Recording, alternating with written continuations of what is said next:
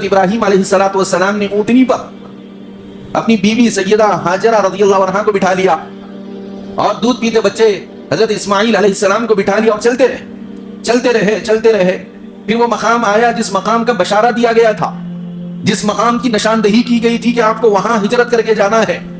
اور صرف اتنا ہی نہیں کہا گیا تھا بلکہ حکم یہ دیا گیا تھا کہ اس دودھ پیتے بچے کو اور اس ماں کو لے جائیے اور پھر اس مقام پر چھوڑیے اور چھوڑ کر پھر واپس آ جائیے.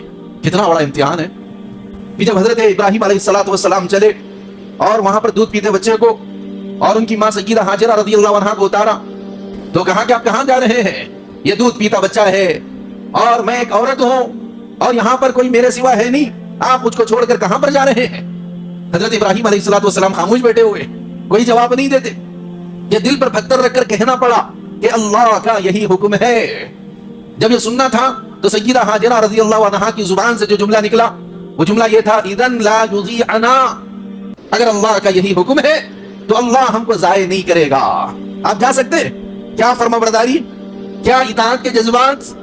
آج ہم شریعت پر چلنے کے لیے ماحول کو دیکھتے ہیں، معاشرے کو دیکھتے ہیں، دنیا والوں کو دیکھتے ہیں، لیکن وہاں پر ایسا کوئی معاملہ نہیں تھا. اللہ کا حکم آ گیا، بس اس کو پورا کرنا ہے. اللہ کا حکم ہے. سیدہ ہاجرہ رضی اللہ عنہا کہتی ہے کہ آپ تشریف لے جا سکتے ہیں، اللہ ہم کو ضائع نہیں کرے گا. یہ سبق ہے ہمارے لیے. ایک خاتون رہتے ہوئے انہوں نے اتنا بڑا جذبہ اپنا پیش کیا.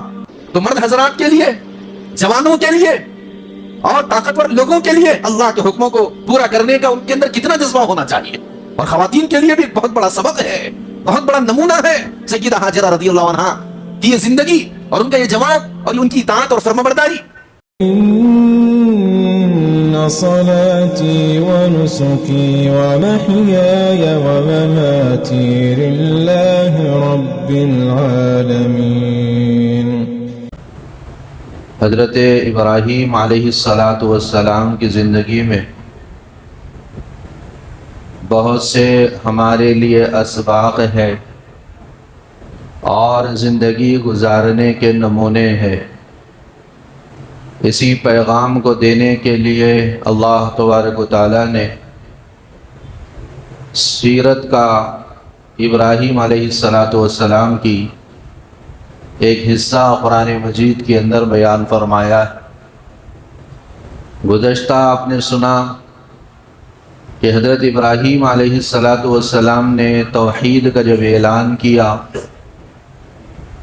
اور اللہ کے ایک ہونے کو بیان فرمایا، آگ میں ڈال دیا گیا، پوری قوم مخالف ہو گئی اور بادشاہ مخالف ہو گیا. پھر بطور معجزے کے حضرت ابراہیم علیہ السلام آگ سے صحیح سالم باہر نکل آئے. اس کے بعد حضرت ابراہیم علیہ السلام نے سوچا یہ لوگ تو ایمان قبول نہ کرنے والے، لہذا وہاں سے ہجرت کرنے کا حضرت ابراہیم علیہ السلام نے ارادہ فرمایا. سورہ صافات کے اندر اللہ رب العزت ارشاد فرما رہے ہیں، وَقَالَ إِنِّي ذَاهِبٌ إِلَىٰ رَبِّي سَيَهْدِينِ، کہ عراق میں جہاں حضرت ابراہیم علیہ السلام رہتے تھے وہاں سے نکلے اور ملک شام کی طرف آپ نے ہجرت فرمائی اور کہا کہ اللہ مجھے راستہ دکھائے گا اور اللہ میری رہنمائی اور رہبری کرے گا. لہذا حضرت ابراہیم علیہ السلام حکم خداوندی ملک شام تشریف لے گئے. اس پورے واقعے تک حضرت ابراہیم علیہ السلام کو کوئی اولاد نہیں تھی. ایک بی بی حضرت ابراہیم علیہ السلام کی حضرت سارہ تھی رضی اللہ عنہا، اور دوسرے سیدہ ہاجرہ رضی اللہ عنہا تھی. تو حضرت ابراہیم علیہ السلام جب پہنچے ہیں تو انہوں نے دعا کی، ربی ہب لی من الصالحین، سورہ صافات میں ہے، اے میرے پروردگار مجھے نیک اولاد عطا فرمائیے. تو اللہ تبارک و تعالیٰ نے حضرت ابراہیم علیہ السلام کی دعا کو سنا، قبول فرمایا. اور دعائیں اللہ قبول کرتے ہیں. انبیاء علیہم السلام کی بے شمار دعائیں جو قرآن مجید کے اندر مذکور ہے، انہوں نے اللہ سے مانگا، اللہ نے انہیں عطا کیا۔ تو اس میں ہمارے لیے بھی سبق ہے کہ اللہ سے مانگے، اپنی چھوٹی ضرورت کو بھی اللہ سے مانگے، بڑی ضرورت بھی اللہ سے مانگے، چھوٹا مسئلہ بھی اللہ سے حل کرائے، بڑا مسئلہ بھی اللہ سے حل کرائے، اللہ کو اپنا حاجت روا مانے اور اسی کے اوپر ایمان رکھے۔ اللہ کا اعلان آیا فَبَشَّرْنَاهُ بِغُلَامٍ حَلِيمٍ، ہم آپ کو خوشخبری سناتے ہیں ایک فرمانبردار لڑکے کی۔ دعا قبول ہو گئی، بشارت بھی سنا دی گئی۔ پھر حضرت ابراہیم علیہ السلام کو لڑکا پیدا ہوا، ان کا نام رکھا گیا اسماعیل، اور یہ بھی بعد میں چل کر پیغمبر بنے، اور آپ ہی کی نسل سے حضور اکرم صلی اللہ علیہ وسلم دنیا میں تشریف لائے۔ کتنا اونچا مقام ہے حضرت ابراہیم علیہ السلام کا، حضرت اسماعیل علیہ السلام کا۔ اب چھوٹے سے دودھ پیتے بچے، حضرت سارہ رضی اللہ عنہا ماں ہے، اور یہ دودھ پیتا بچہ ہے۔ اللہ تبارک و تعالیٰ کو اور امتحان مقصود تھا۔ ایک امتحان تو آگ میں ڈالا گیا، اس میں کامیاب ہو گئے، اور ایک امتحان مقصود تھا، وہ بھی بہت زیادہ بڑا اور اہم امتحان۔ وہ کیا امتحان؟ امتحان یہ ہے کہ اس بچے کو، جو دودھ پیتا بچہ ہے، اور اس ماں کو اس مقام پر چھوڑ کر آئیے جس کو وادی غیر ذی زرع کہا جاتا ہے۔ سورہ ابراہیم کے اندر اللہ تبارک و تعالیٰ نے اس وادی کا تذکرہ فرمایا ہے، وہاں پر چھوڑ کر آئیے۔ یہ دوسرا بہت سخت اور بہت بڑا امتحان تھا حضرت ابراہیم علیہ السلام کا۔ ملک شام، ایک ہجرت تو ملک شام کی جانب آپ نے کی، عراق سے ملک شام تشریف لے گئے۔ اس کے بعد اب حکم یہ دیا جا رہا ہے کہ آپ ملک شام سے وادی غیر ذی زرع تشریف لے جائیں۔ اب کتابوں میں لکھا ہوا ہے کہ حضرت ابراہیم علیہ السلام نے اونٹنی پر اپنی بیوی سیدہ ہاجرہ رضی اللہ عنہا کو بٹھا لیا، اور دودھ پیتے بچے حضرت اسماعیل علیہ السلام کو بٹھا لیا، اور چلتے رہے۔ پھر وہ مقام آیا جس مقام کا بشارہ دیا گیا تھا، جس مقام کی نشاندہی کی گئی تھی کہ آپ کو وہاں ہجرت کر کے جانا ہے۔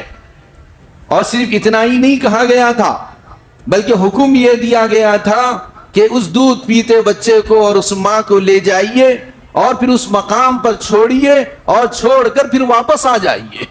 کتنا بڑا امتحان ہے۔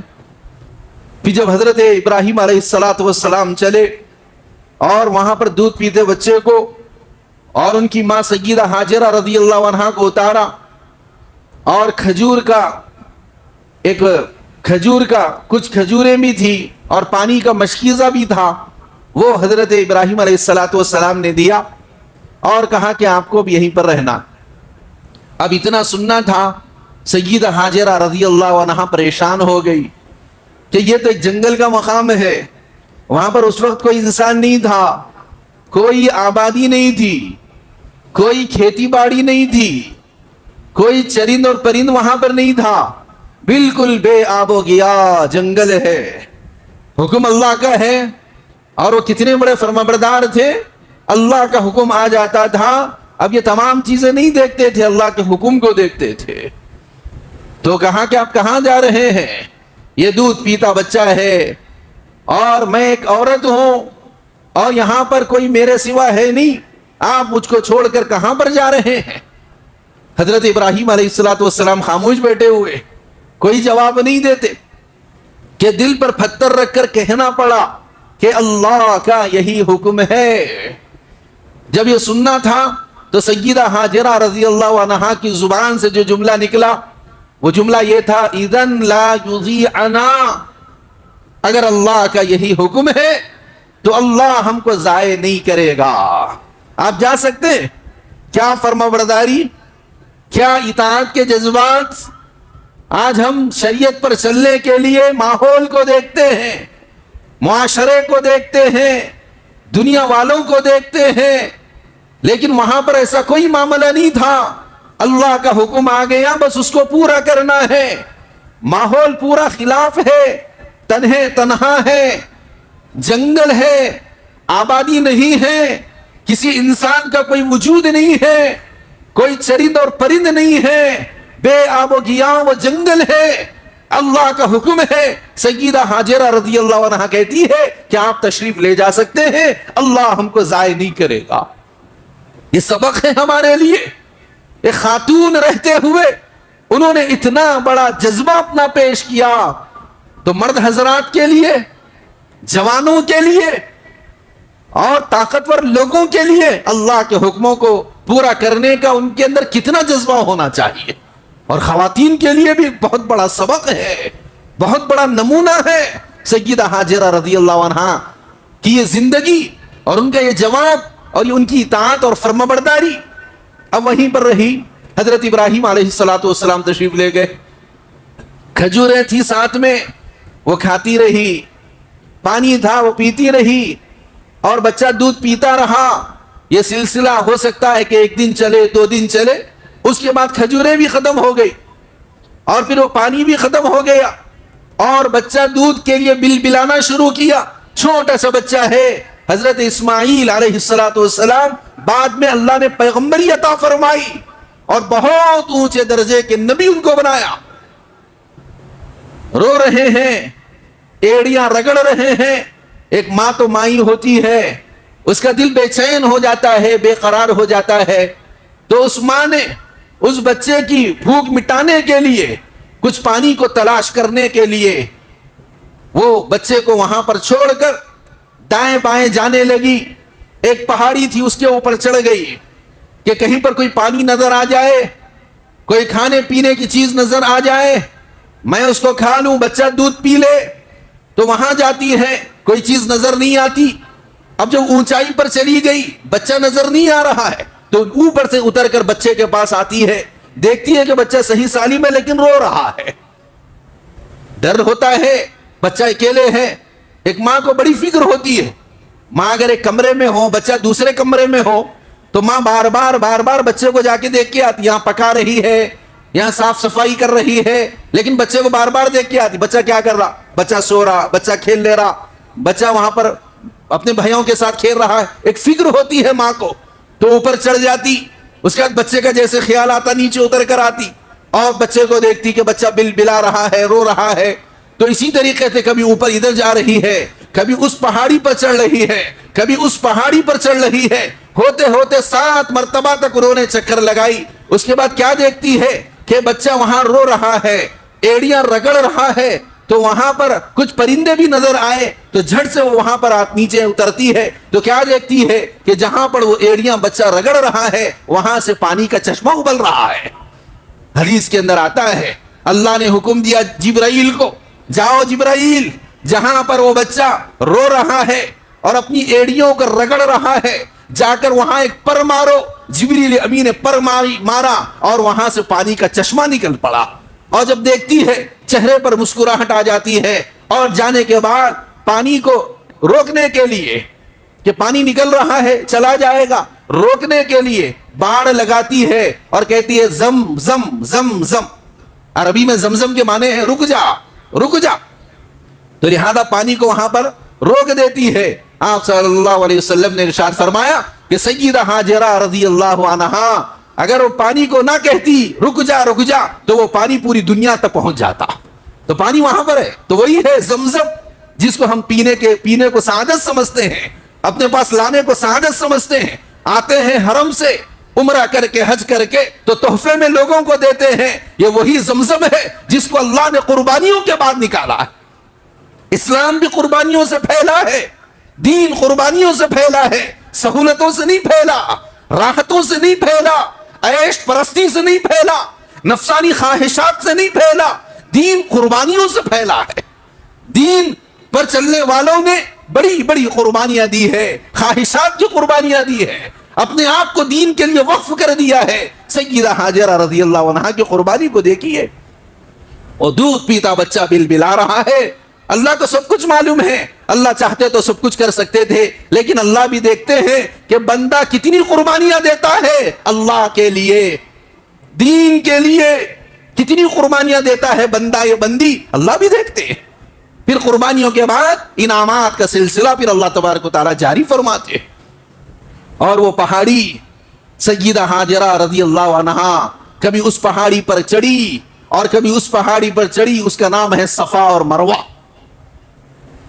عمرہ مکمل نہیں ہوتا، حج مکمل نہیں ہوتا جب تک صفا اور مروہ کی چکر نہ لگائی جائے۔